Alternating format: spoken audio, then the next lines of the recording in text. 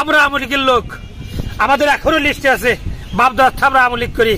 আর এই জামাত বিএনপির লোক চাক্ষুষ ভাবে ফেলা দেয়, গাঁদা মানুষ মেরে ফেলায়। আর এই সরকার, এই দেশের প্রশাসন কি করে আসামি ধরতে পারে না। আল্লাহ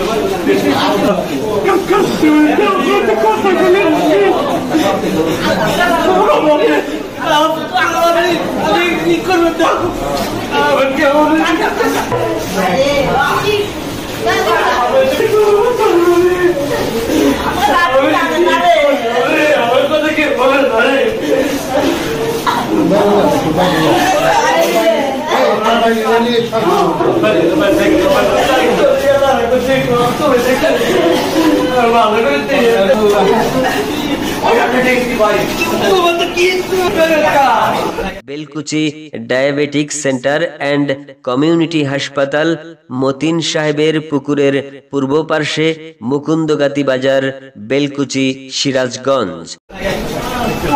তারা হলো জামাত বিএনপি সব লোক।